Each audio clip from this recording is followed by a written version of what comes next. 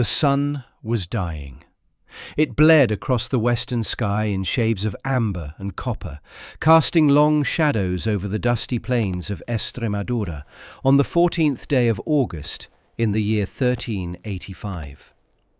The air tasted of iron and dry earth.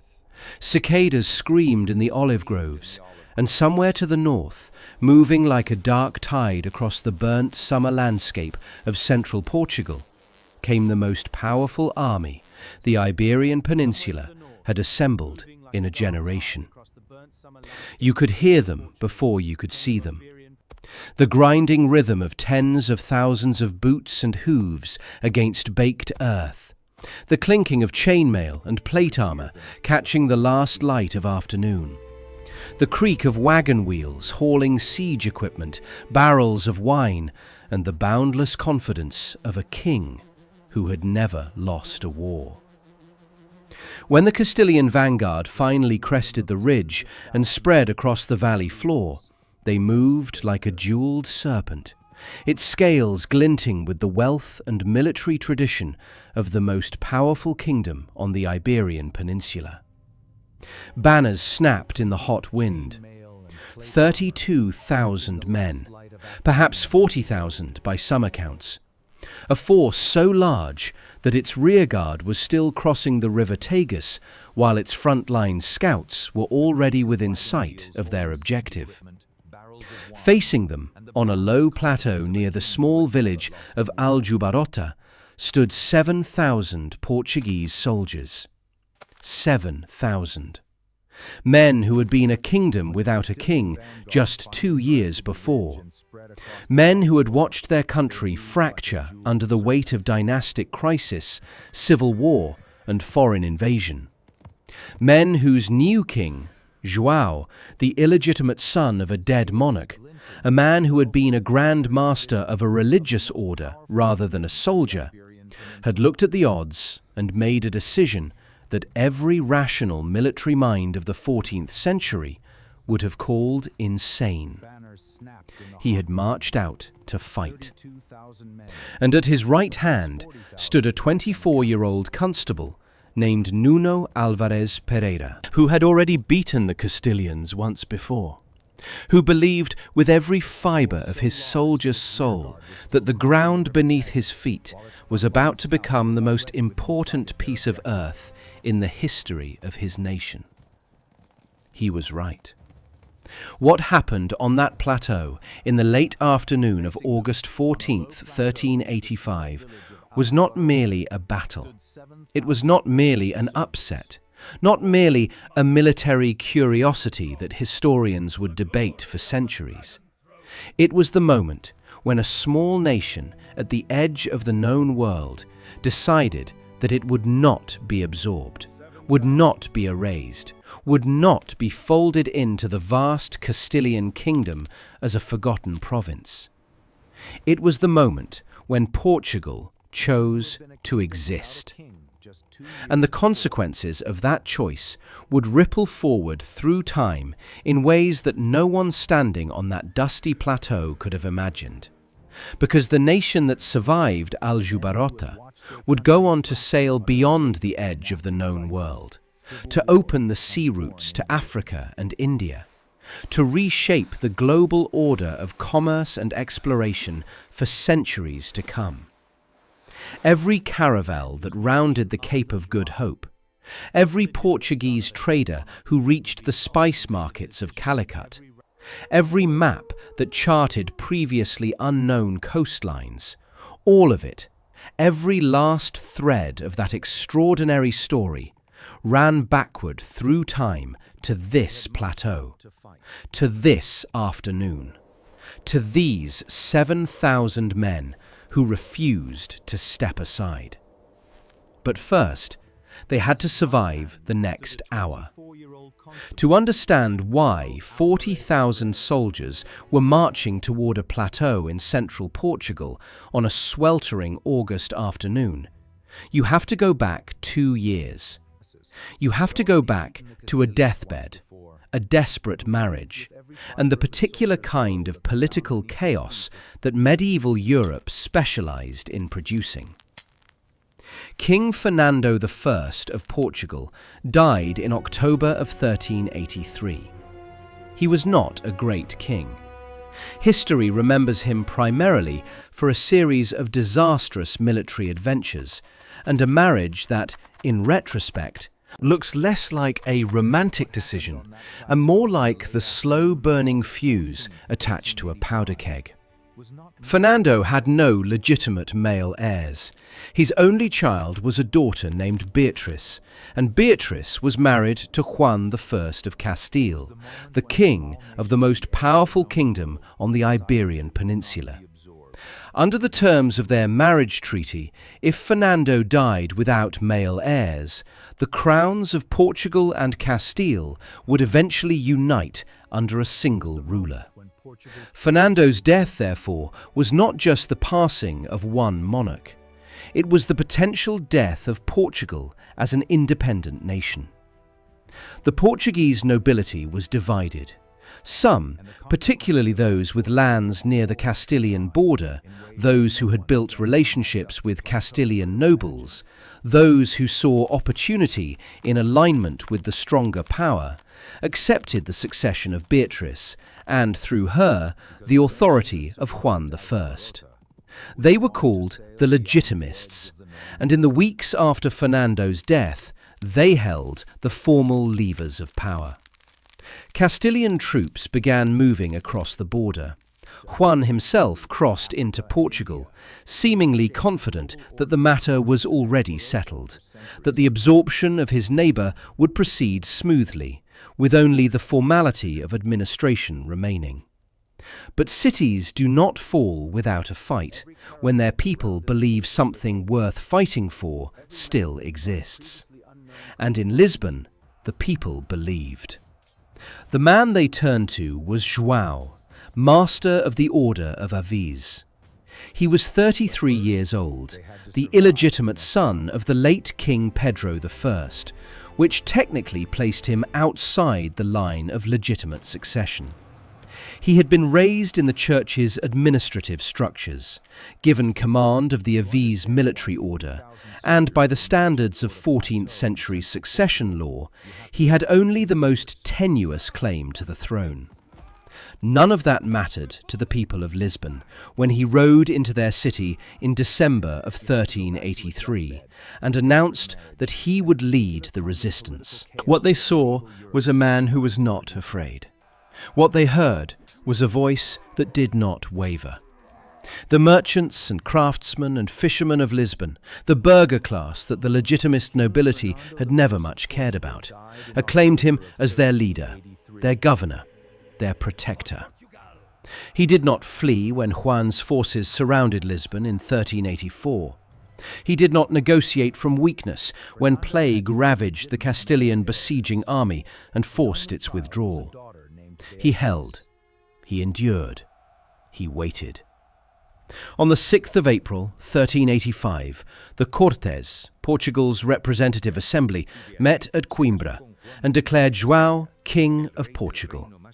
He was now John I, first monarch of the House of Aviz, sovereign of a kingdom that still had Castilian armies on its soil and an uncertain claim to international recognition.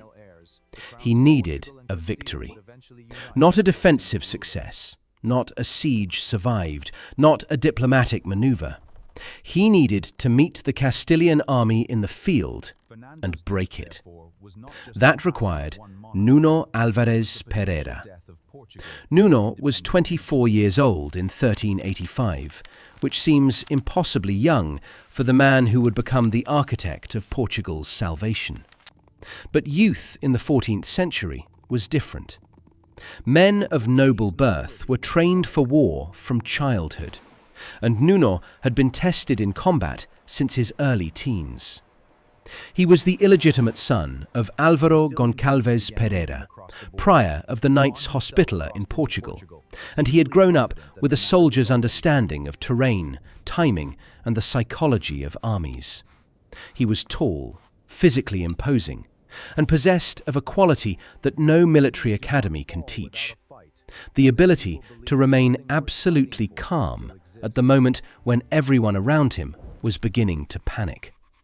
His men did not merely follow him, they believed in him, with something approaching religious conviction. And Nuno did nothing to discourage this. He prayed openly before battles. He refused to permit looting or the abuse of civilians in his camps. He treated the outcome of battles as ultimately God's decision, which paradoxically made him fight harder, because he understood that God helped those who prepared their ground carefully. He had already proven his tactical genius at Atoleiros in April of 1384, where a Castilian punitive expedition had ridden directly into a defensive position of his choosing and been shattered with, by contemporary accounts, no Portuguese fatalities. The principles he had applied there, dismounted knights in disciplined formation, archers on the flanks, terrain selected specifically to neutralize the advantage of heavy cavalry, were not his invention. He had absorbed the lessons of the English victories at Crécy in 1346 and Poitiers in 1356, battles fought in the great grinding conflict of the 100 Years' War, where English longbowmen and dismounted men-at-arms had repeatedly demonstrated that the armoured knight on horseback, for all his magnificence and the feudal prestige he embodied, was not actually invincible when faced with prepared defensive positions and disciplined ranged fire. The Castilians had not learned this lesson, or rather they had heard of it, acknowledged it intellectually, and then decided that it applied to the English against the French, not to them against the Portuguese. They were Castile. They were the dominant power of the peninsula. They had more men, more horses, more experienced cavalry, and the confidence that comes from centuries of military success. Juan I rode south in the summer of 1385 with 40,000 soldiers and the absolute certainty of a man who has never been seriously challenged. He was about to meet the one force that certainty cannot survive: preparation. The stakes in August of 1385 were not merely military. They were existential in the most literal sense of the word. If Juan I's army reached Lisbon and broke the resistance of the new Avis regime, Portugal, as an independent entity, would effectively cease to exist. Its language would become a regional dialect. Its nobility would be absorbed into the Castilian aristocracy or dispossessed entirely. Its merchants would answer to Castilian guilds. Its ports, and this is the detail that echoes most loudly across the centuries, its extraordinary Atlantic ports, the harbours and mariners and navigational traditions that were already, in 1385, pointing towards something remarkable on the horizon of history, would become Castilian assets, or, worse, neglected backwaters of an empire whose gaze was fixed eastward and inward. The Portugal that did not survive Aljubarrota was a Portugal that never sent its ships around Africa, never reached India by sea, never planted its flag on the coast of Brazil. The erasure being proposed by Juan I's advance was not merely political. It was the erasure of a future that the world did not yet know it needed. 7,000 men stood between that future and oblivion, and the one man most responsible for their survival had already begun 3 days earlier to look at maps. Nuno Álvares Pereira read landscapes the way scholars read manuscripts, with total attention, extracting meaning from details that most men would overlook entirely. When his scouts reported the Castilian line of advance in the first week of August 1385, moving south through the corridor that connected Leiria to Lisbon along the ancient Roman road, Nuno did not ask where to run, He asked where to stand. And within hours, his answer was a low plateau near the village of Aljubarrota, a piece of ground so perfectly suited to what he intended that it might have been constructed specifically for his purposes. The plateau of São Jorge sat above the Castilian line of advance like a cork in a bottle. It was not dramatic terrain, no towering cliffs, no deep gorges, nothing that would appear in a painter's romantic interpretation of a decisive battlefield. Its drama was entirely tactical. The plateau was elongated and relatively flat on top, which meant that a defending force could form a coherent line without the confusion of broken ground. Its flanks dropped away toward two small streams, the Runa and the Lena, whose marshy banks would make any attempt to outflank the main position an exercise in misery for heavy cavalry. The narrowest point of the plateau, where the Roman road crested the ridge, was barely wide enough to allow a formation of any size to deploy properly before coming under fire from archers positioned on either side. To reach Lisbon, the Castilian army had to come this way, and if it came this way, it had to come through ground of Nuno's choosing, in a formation that Nuno could predict, against a defensive position that Nuno had 3 days to fortify. 3 days was enough. Barely, but enough. The work began immediately. Nuno divided the labour with the same systematic intelligence he brought to everything else. The front face of the plateau, which would form the main defensive line once the Castilians deployed, needed to be transformed from open ground into a killing field. This was not a matter of building walls. There was no time for masonry, and the purpose was not to create a fortress, but to create a trap. The key innovation, the one that would define the battle before the first sword was drawn, was the system of concealed obstacles. First came the trenches. Deep ditches, chest high on a standing man, were cut across the front of the position and along the approaches to both flanks. Not continuous trenches. A continuous ditch could be identified at a distance and avoided, but a maze of interlocking excavations, some parallel to the defensive line, some perpendicular, some cut diagonally to catch a cavalry charge from unexpected angles. A horseman who survived the initial approach would find his mount stumbling into a ditch he had not seen until his horse's legs were already breaking in it. Between the trenches, the diggers planted caltrops, small iron devices with 4 projecting spikes, arranged so that no matter which way they fell, one spike always pointed upward, scattered across every open approach to the main line. And then, most cunningly, the covas de lobo, wolf pits.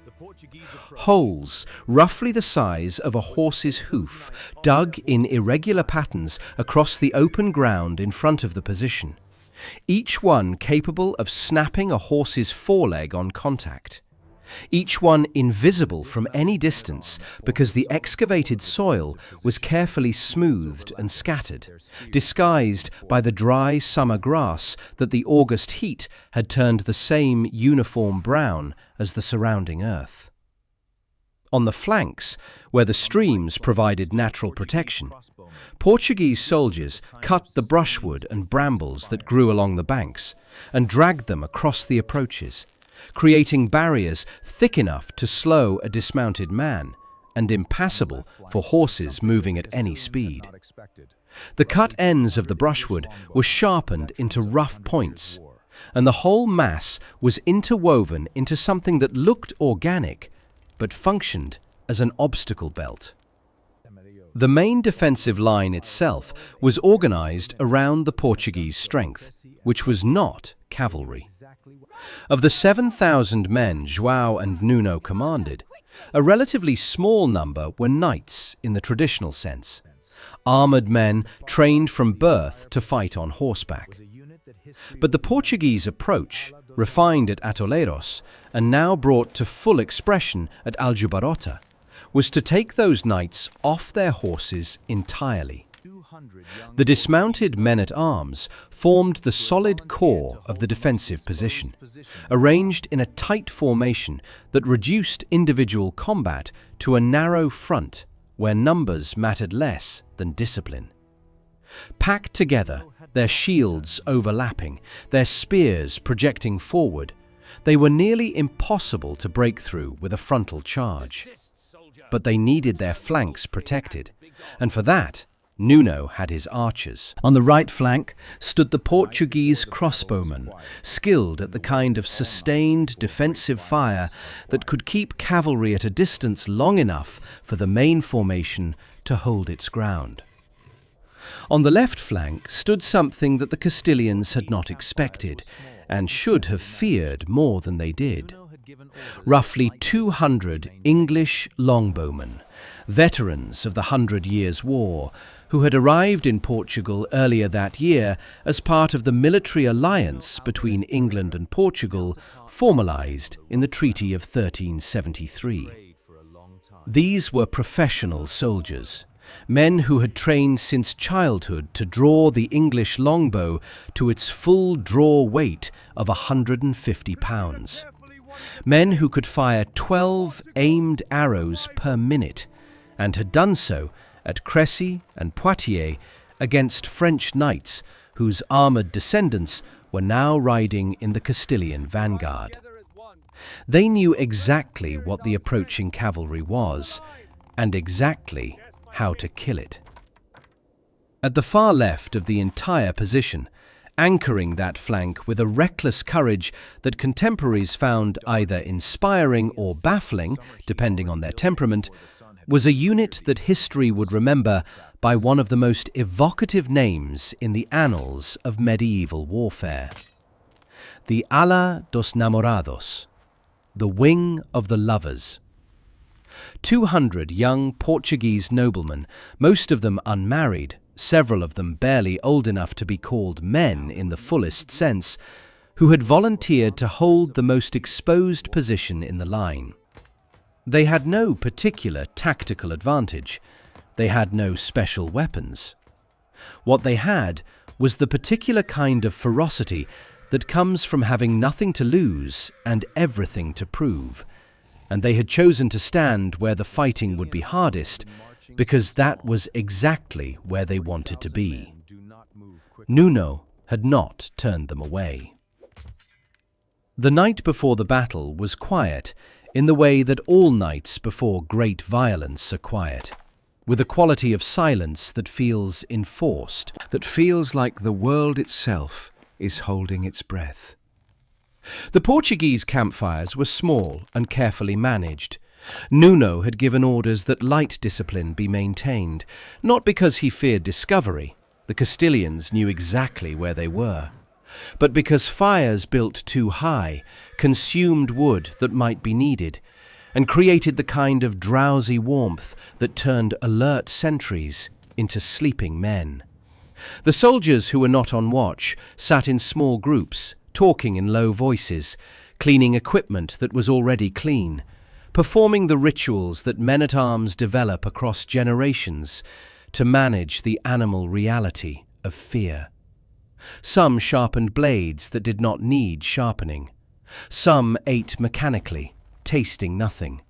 Some prayed aloud in whispers, the same familiar words repeated until repetition itself became a kind of armour. Nuno Álvares Pereira knelt apart from his men on the rough ground at the centre of the defensive position. He prayed for a long time. Those who observed him that night noted that he did not pray for victory exactly, or if he did, it was for the kind of victory that comes from acting rightly, rather than from numbers and steel. He prayed for the men under his command. He prayed for the families of the men who would not survive the next day. He asked with a directness that bordered on argument, that God consider carefully what was at stake.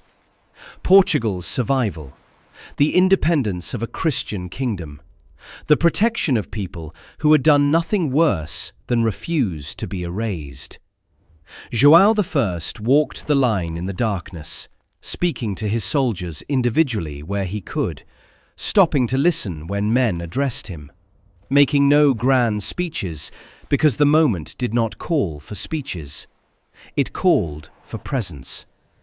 He was their king, legitimized barely 4 months earlier, his claim still contested in the capitals of Europe. And he understood that his presence among them in the dark was worth more than any proclamation he could have issued from a throne room.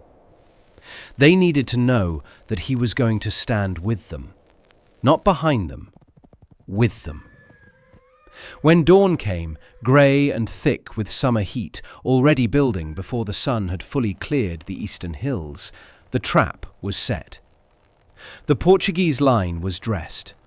The wolf pits were hidden.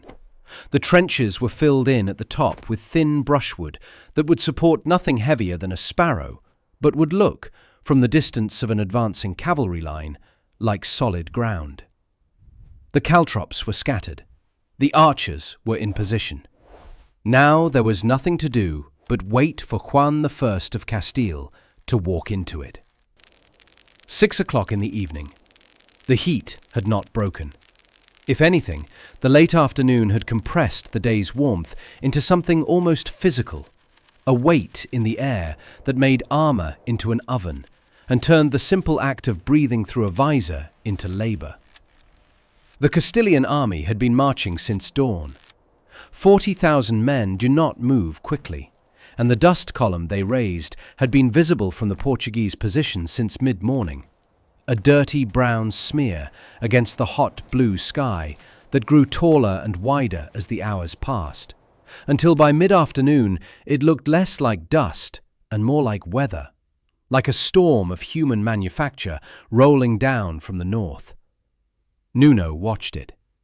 He did not speak much during those hours. He had already said everything that needed to be said. His officers knew their positions, their orders, and the sequence of actions they were to take when the moment came. His soldiers had checked their equipment so many times that the checking had become meaningless and they had stopped. There was a particular quality to the silence that settled over the Portuguese line in those late afternoon hours. Not the silence of fear exactly, though fear was present in every heart, but the silence of men who have decided, who have committed completely to a course of action, and now exist in the strange peace that follows irrevocable commitment. The Castilian vanguard appeared over the northern ridge at roughly 5:30. They came in the manner of men who expected to be watched and wanted the watching to be educational.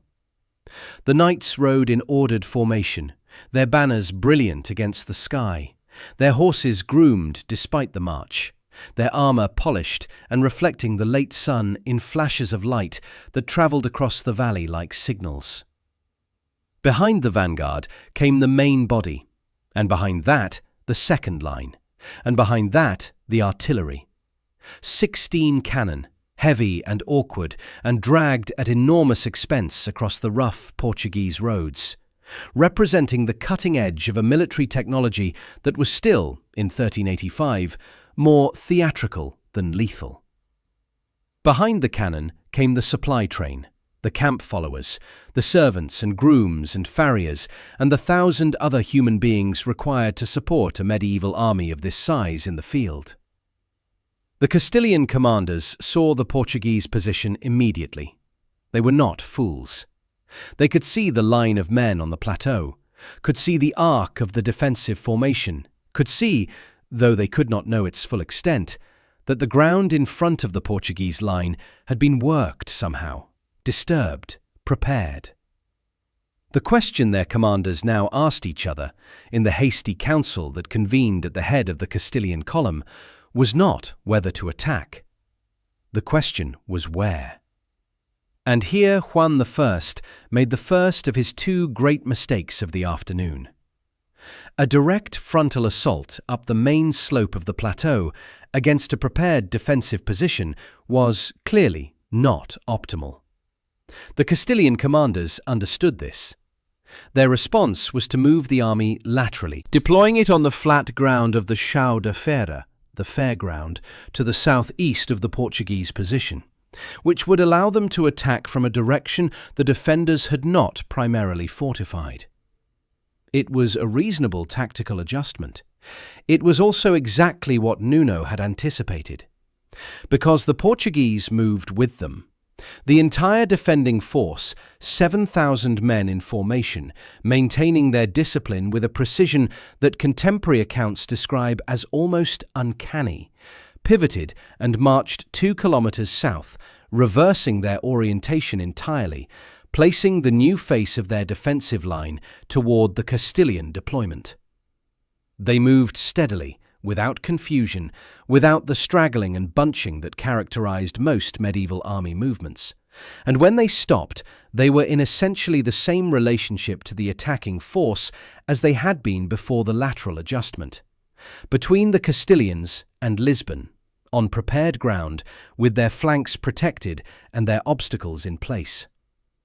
Nuno watched the Castilian commanders absorb this. He watched them recalculate. And in their recalculation, he read their next move before they made it. The French cavalry went first. This was, from a Castilian perspective, logical. The French contingent that Juan I had obtained through the alliance with Charles VI of France were among the finest heavy cavalry in Europe. Experienced, aggressive, equipped with the best horses and armor that Parisian wealth could procure. They had been sent by Charles specifically because they were the best, and they knew they were the best, and this knowledge sat in them like a stone as they formed their lines and lowered their lances and began to move. They came at a trot initially, picking up the pace as the distance closed, the thunder of their horses building from a low rumble to a full-throated roar that shook the dry earth of the plateau. They were magnificent. They were the concentrated expression of 2 centuries of European heavy cavalry development. The lance, the destrier, the knight in full plate, the disciplined charge in echelon. Every man in the Portuguese line could hear them coming. Some could feel it through the soles of their feet. Then the trap opened. The first horses hit the wolf pits at full canter. The sounds were terrible.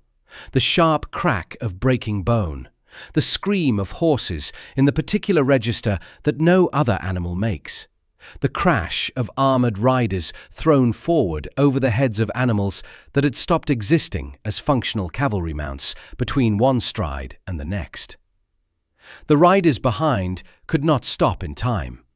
The charge had its own momentum, and momentum in a cavalry formation is not a tap you can simply turn off. The second rank piled into the first. The third rank piled into the second. Where the charge had been a disciplined echelon a moment before, it became a churning mass of horses and men and broken equipment. And into this mass, from both flanks simultaneously, came the arrows. The English longbowmen on the left flank and the Portuguese crossbowmen on the right had been waiting with the particular patience of professional ranged fighters. Men who understand that the moment to shoot is not when the enemy first appears, but when the enemy can no longer maneuver. The French cavalry, tangled in the wolf pits and caltrops, unable to advance at speed and unable to retreat without pushing backward through the ranks still coming forward, could not maneuver. They were, briefly but fatally, stationary targets. 12 arrows per minute from 200 English longbows. Do the arithmetic. The shafts fell in continuous curtains, not in dramatic single shots, but in the relentless mechanical rhythm of trained professionals doing their work. Horses are large targets, but not invulnerable ones, and the war arrows of the English longbow, driving through the air at close range, found gaps in horse armour that plate armour for riders could not compensate for. Mounts fell. Riders trapped beneath fell mounts were finished by the dismounted Portuguese men-at-arms, who advanced from the main line in controlled, disciplined groups to strike at the collapsed cavalry before withdrawing back to the formation. It was not glamorous.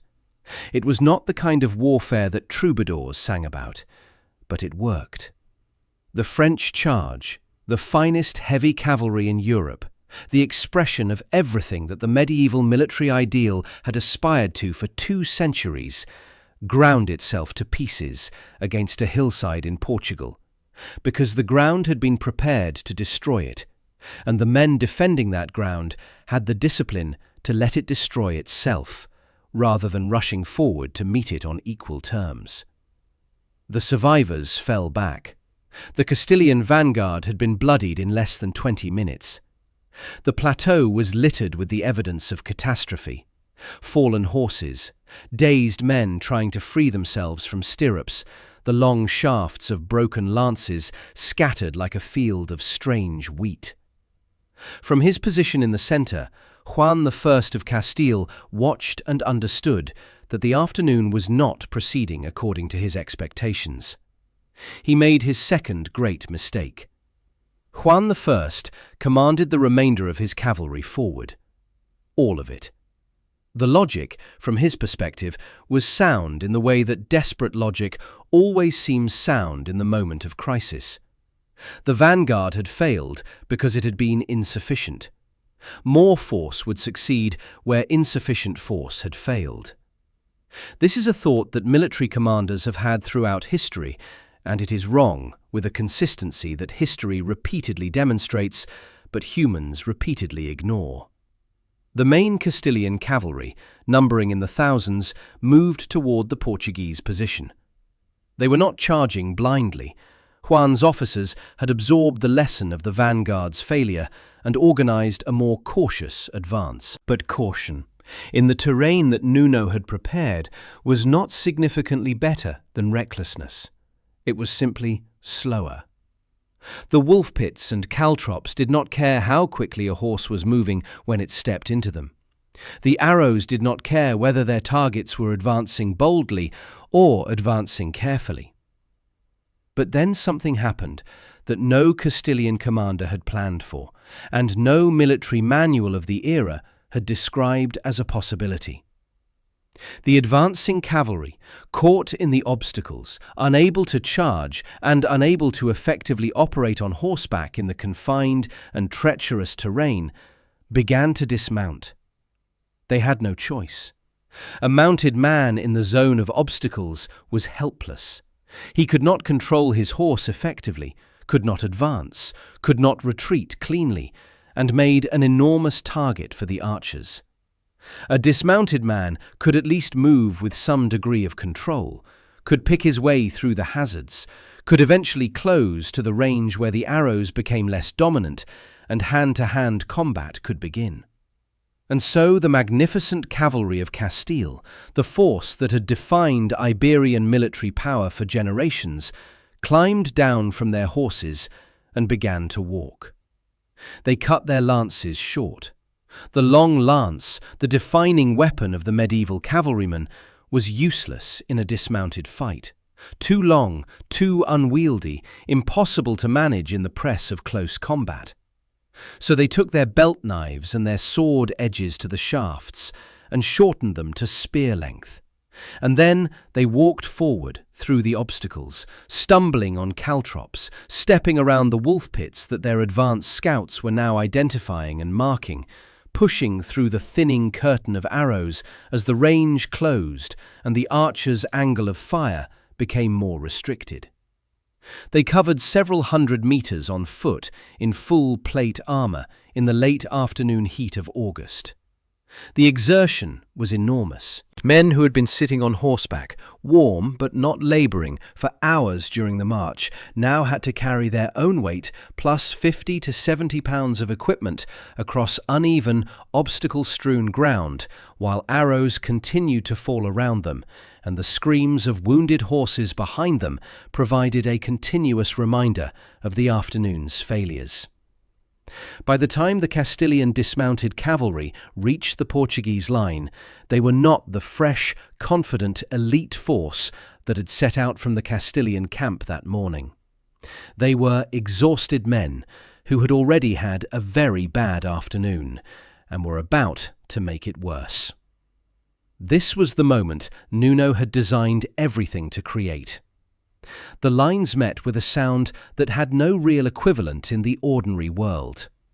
The simultaneous impact of thousands of bodies and weapons, a noise somewhere between a thunderclap and a roar, a sound that seemed to come from the earth itself rather than from the men making it. The Portuguese line held. It held because Nuno had placed it carefully, because his men were standing on ground they had prepared and knew, because they were fresh in the way that a defending force that has not marched all day and has not been ordered to walk through an obstacle field in full armour can be fresh. They were not unafraid, but they were ready. The Castilian dismounted knights pushed forward with everything they had.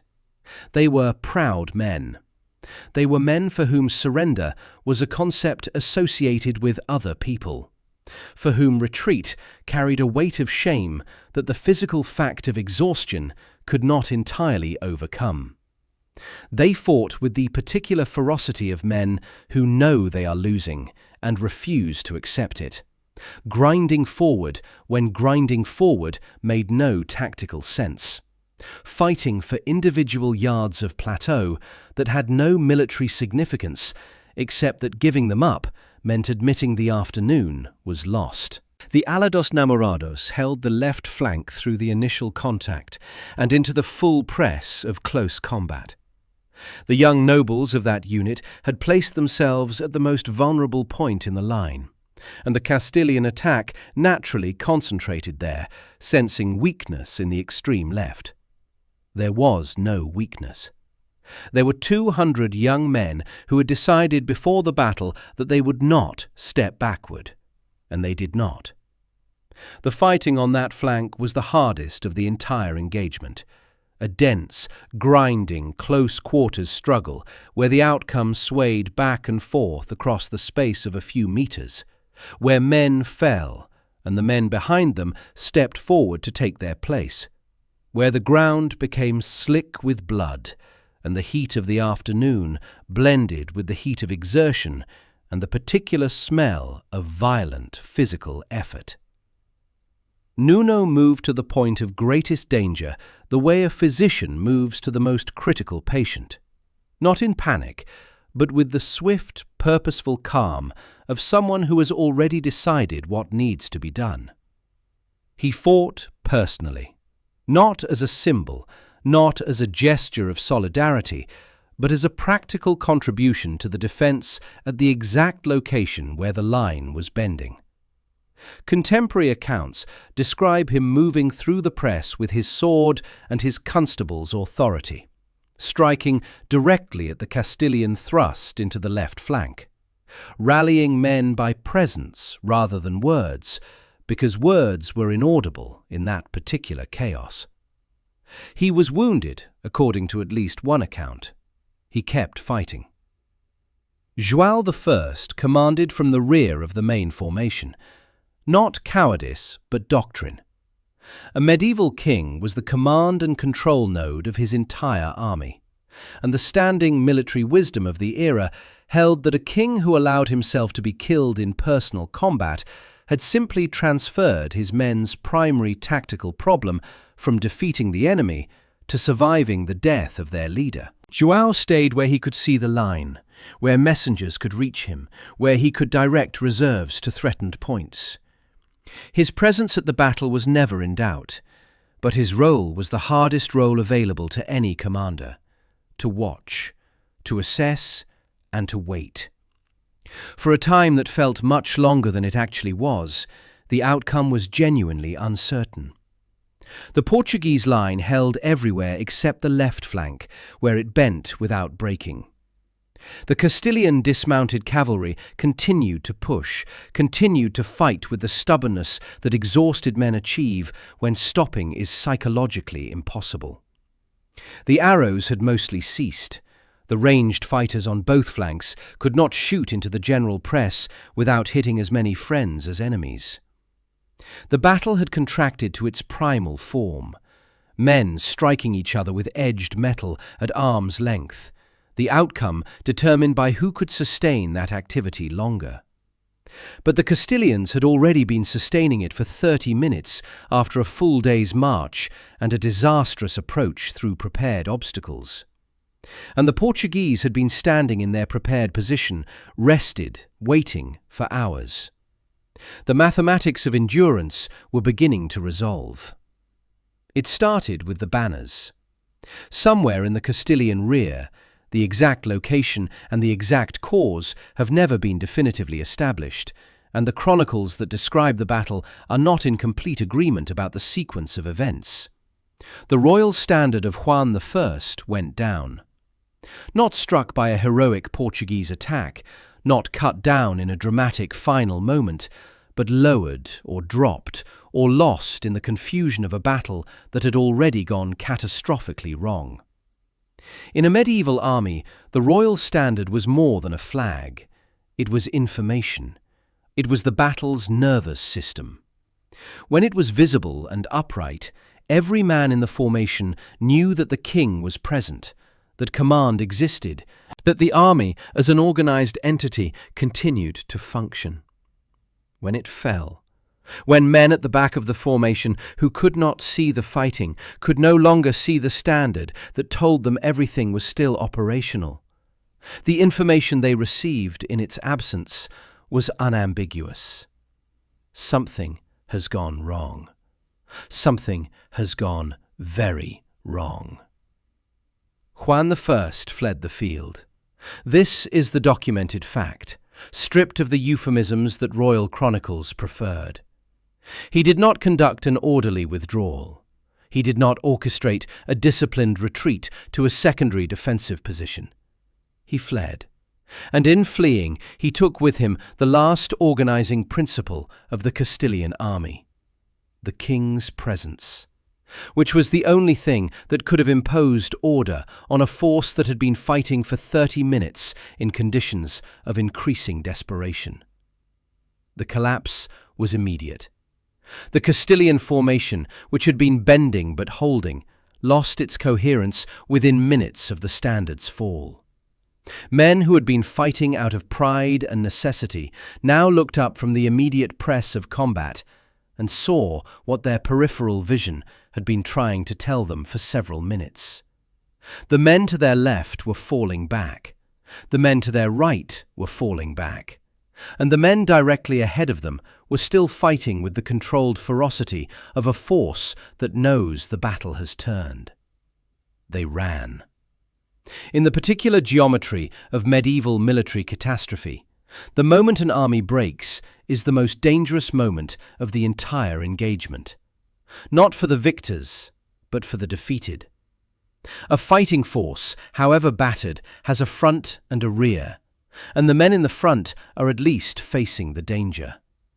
A fleeing force has only a rear, and the danger is everywhere and moving faster than exhausted men in full armor can move.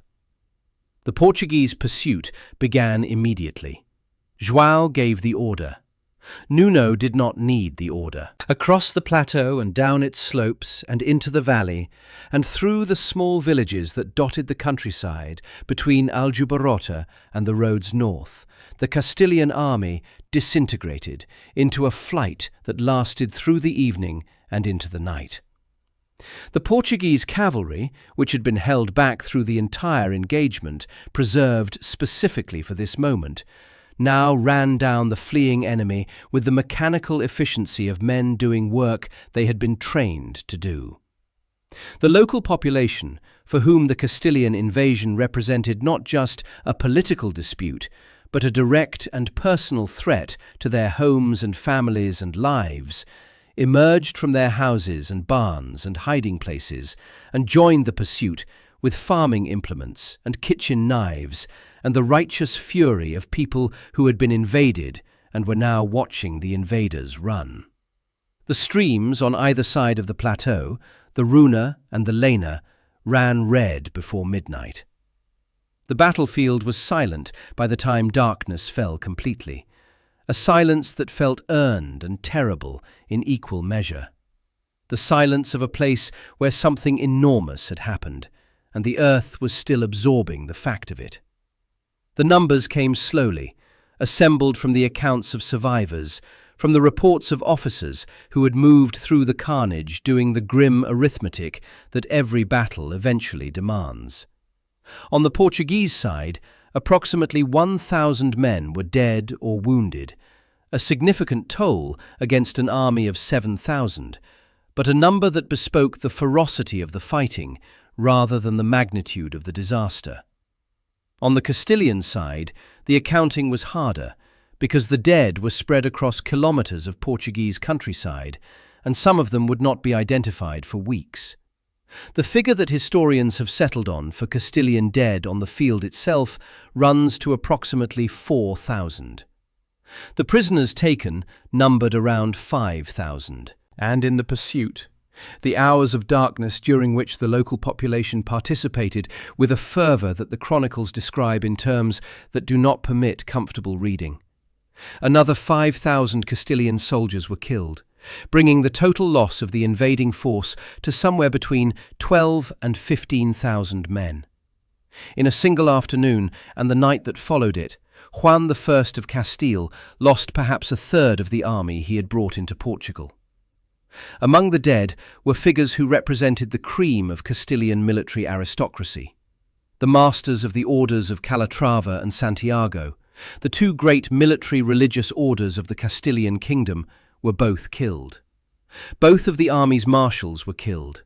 Dozens of senior noble officers whose names filled the obituaries of the Castilian court for months afterward were killed. The force that had ridden south in August with such magnificent confidence had been decapitated and scattered and broken, and Juan I arrived back in Castile having lost not just a battle, but the class of men upon whom Castilian military power depended. Juan himself was identified by his horse's caparison, abandoned in the chaos of his flight, still bearing the royal colours. He was not captured. He returned to his kingdom physically unharmed, which is more than can be said for his reputation, his army, or his ambitions regarding Portugal. Contemporary Castilian chroniclers handled his flight from the battlefield with the kind of careful language that courtiers develop when they need to describe an embarrassment so severe that calling it what it is would be impolitic. The story that Portugal told itself in the years and centuries that followed the battle included a woman named Brites de Almeida.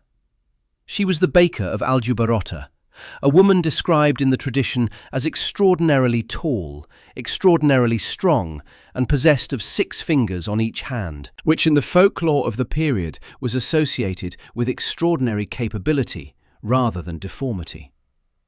According to the legend, 7 Castilian soldiers, fleeing the battlefield, hid themselves in her bread oven. Brights found them there. She killed them all with her baker's peel, the long-handled flat paddle used to slide bread in and out of the oven. All 7, alone.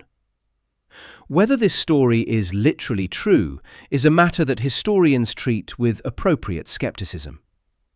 Whether the inhabitants of Aljubarrota and its surrounding villages participated in the killing of fleeing Castilian soldiers with whatever weapons came to hand, this is not legend. This is documented. The story of Brights de Almeida is the folklore that grew up around a documented truth, that ordinary Portuguese people, on the night of August 14th, 1385, decided that no one who had invaded their country was going to walk away from that decision without consequence. In the morning, the scale of the victory revealed itself in a way that the darkness had only partially suggested. The streams that flanked the plateau, the Runa and the Lena, were clogged. The water moved slowly, backed up behind obstacles that had not been there 24 hours earlier. Contemporary accounts record that the bodies of Castilian soldiers were numerous enough to dam the flow of two small rivers. Whether this is precisely accurate or the product of a chronicler's impulse toward dramatic emphasis, the image it creates is not an exaggeration of the reality. There were many dead. There were many more of them than there were of the Portuguese who had killed them. João I stood on the plateau in the morning light and looked at what had been accomplished. He was 33 years old. He had been king for 4 months. He had staked his crown, his kingdom, and his life on a decision that most of his contemporaries would have called reckless. And the decision had been vindicated in the most absolute way available to the medieval world: the evidence of the battlefield. He remembered his vow. The night before the battle, or perhaps during it, in one of those moments of private negotiation that men make with the divine when their circumstances have moved beyond the range of purely human management, João I had made a promise. If God granted him victory on this ground, he would build a monastery. Not a chapel, not a donation to an existing institution, but a monastery, constructed from the resources of his kingdom, as close to this battlefield as the land would permit, dedicated to the memory of what had happened here, and to the thanks of a nation that had survived what should not have been survivable. He had not forgotten. He began making arrangements for the architects that same week. The immediate strategic consequences of Aljubarrota were as complete as battlefield victories ever are, which is to say, they were both absolute and complicated. Juan I of Castile did not invade Portugal again. He could not. The army he had brought into Portugal in August of 1385 had been his primary offensive instrument, and that instrument was shattered beyond quick reconstruction. The military aristocracy that had formed its officer corps would take years to replace, and in those years of rebuilding, Juan faced his own domestic pressures and problems that consumed the energy he might otherwise have directed toward another Portuguese campaign. Portugal, breathing hard in the aftermath of its extraordinary victory, had time to consolidate. João I built his government. His administration reached into the provinces that had been uncertain in their loyalty during the interregnum. His treasury, enriched by the ransoms extracted from the thousands of Castilian prisoners taken at Aljubarrota, funded the stabilization of his regime. Castile's ambitions regarding the absorption of its western neighbour did not die at Aljubarrota. They lingered and would resurface at various points in the following century. But they were fatally weakened.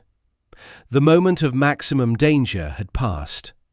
The following year brought a formal confirmation of the relationship that had provided João with his 200 English longbowmen. The Treaty of Windsor, signed in 1386, formalized the military alliance between Portugal and England into a legal document so carefully constructed and so fundamentally useful to both parties that it has never been abrogated. It remains in force today, the oldest active international alliance in the world, a distinction that belongs to it by a margin of centuries, and that began, in the most direct military sense, with the arrows that those English bowmen fired at Castilian cavalry on an August afternoon the previous year. João I sealed the alliance in the most practical way available to a medieval king. In 1387, he married Philippa of Lancaster, daughter of John of Gaunt, granddaughter of Edward III of England, a woman whose combination of intelligence, administrative ability, and genuine personal warmth would make her one of the most admired queens in Portuguese history. From that marriage came children, and from those children came the next chapter of the story that Aljubarrota made possible. The eldest son, Duarte, would become king and scholar, known to history as Edward the Philosopher, a ruler who thought seriously about governance and wrote about it with unusual frankness. But it was the third son who carried the most consequential inheritance. Henry, known in Portuguese as Henrique, known to the world as Henry the Navigator, took the security that Aljubarrota had purchased and turned it into exploration. He understood, with a strategic clarity unusual for his era, that Portugal's future lay not in the continental politics of the Iberian Peninsula, where Castile would always be larger and richer, but on the ocean, where Portugal's extraordinary maritime tradition, its Atlantic ports, its sailors who had been navigating coastal waters for generations, gave it an advantage that no army could neutralize. Henry organized and funded the systematic exploration of the African coast that began in the 1420s and continued decade by decade, pushing further south, rounding cape after cape, mapping what Europeans had not known was mappable. His sailors reached Madeira, the Azores, the Cape Verde Islands, the Gulf of Guinea. And after Henry's death in 1460, the project he had started continued under the monarchs who followed, driven now by the commercial logic that exploration had demonstrated to be irresistible.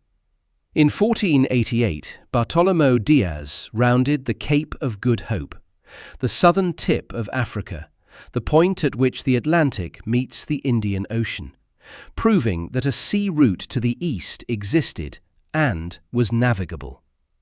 In 1498, Vasco da Gama completed the voyage, arriving in Calicut on the western coast of India, and establishing the commercial connection that would make Portugal one of the wealthiest nations in Europe within a generation. The spice trade, which had previously moved overland through the Middle East and the Ottoman Empire, suddenly had a maritime alternative, controlled by a small kingdom on the edge of the Atlantic. The economic consequences restructured European commerce. The political consequences reshaped global power. The cultural consequences, the exchange of peoples, languages, religions, foods, plants, animals, and diseases across oceanic distances, are still being reckoned with. All of it traceable backward through the reigns of kings to a maritime tradition that survived because a nation survived. And a nation survived because 7,000 men held a plateau in August of 1385. The monastery João I built stands today near the village of Batalha, which means simply battle.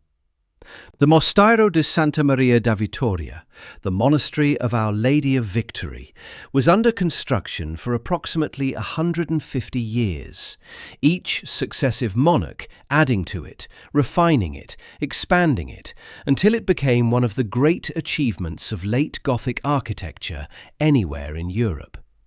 Its founder's chapel contains the tombs of João I and Philippa of Lancaster, lying side by side as they lived, with their children's tombs arranged around them, including, in a place of particular prominence, the tomb of Henry the Navigator.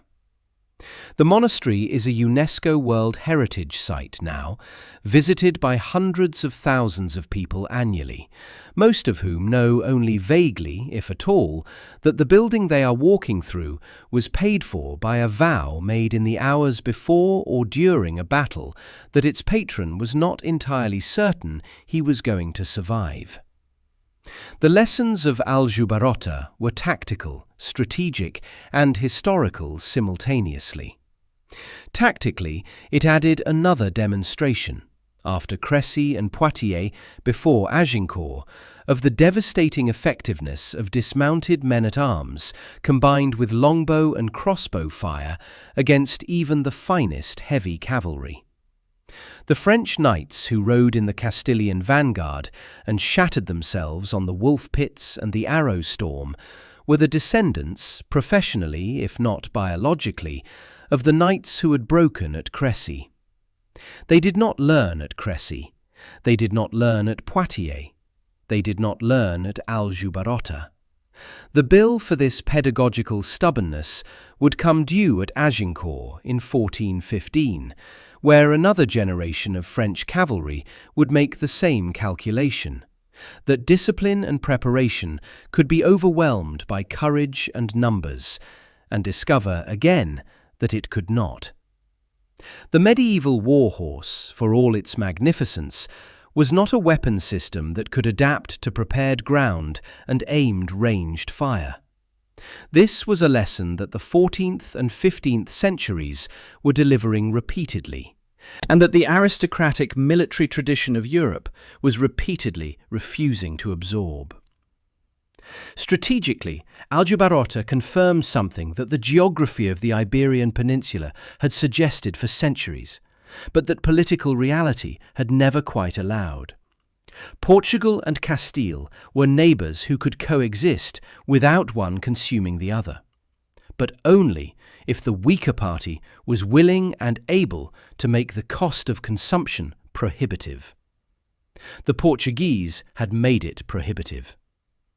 On one afternoon in August, what does a battle like Aljubarrota mean across the full span of the centuries that separate its August afternoon from our own?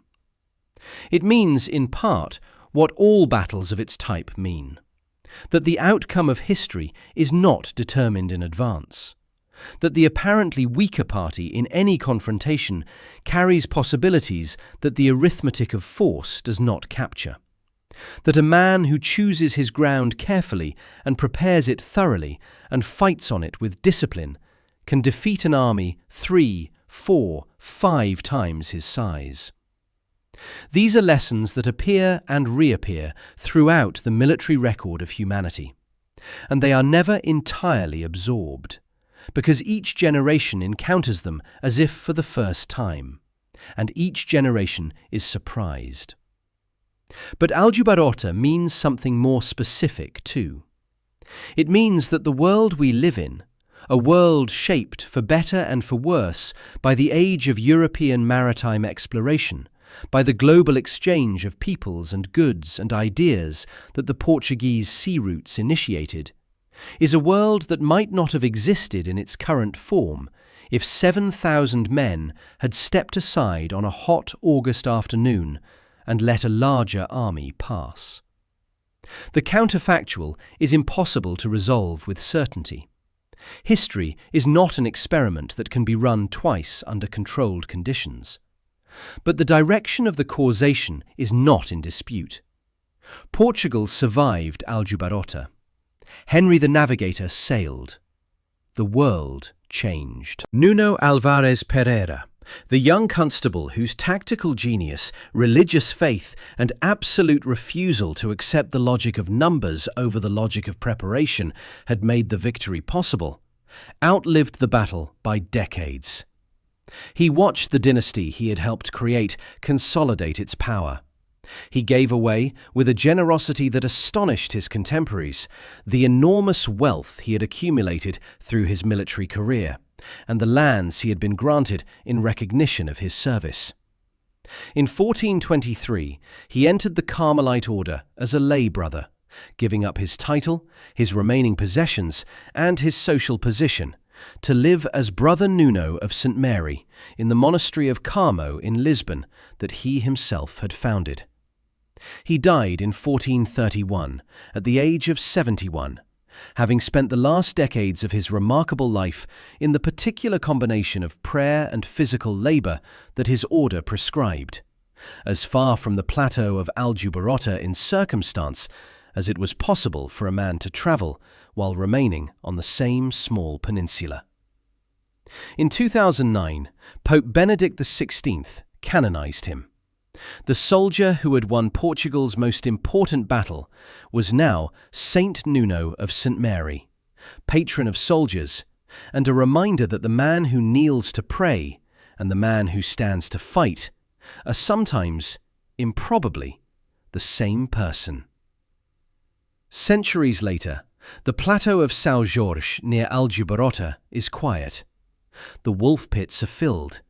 The caltrops rusted to dust 500 years ago. The streams that ran red on that August night flow clear and ordinary in their small channels between the fields. There is a museum nearby. There are interpretive signs. There are scholars who argue about the precise numbers of the armies, the exact sequence of events, the degree to which the tactical innovations at Aljubarrota were genuinely novel versus adaptations of English precedent, the reliability of the contemporary chronicles that serve as the primary sources for a battle fought in an era before systematic military record-keeping. The arguments continue, as arguments about the past always do, with the particular passion that people reserve for events that they understand, at some level, to have mattered. The grass grows over the ground where the wolf pits were dug. The wind comes off the Atlantic, the same wind that filled the sails of the caravels that eventually sailed beyond every horizon the medieval world had imagined. The battle is over. The consequences are permanent.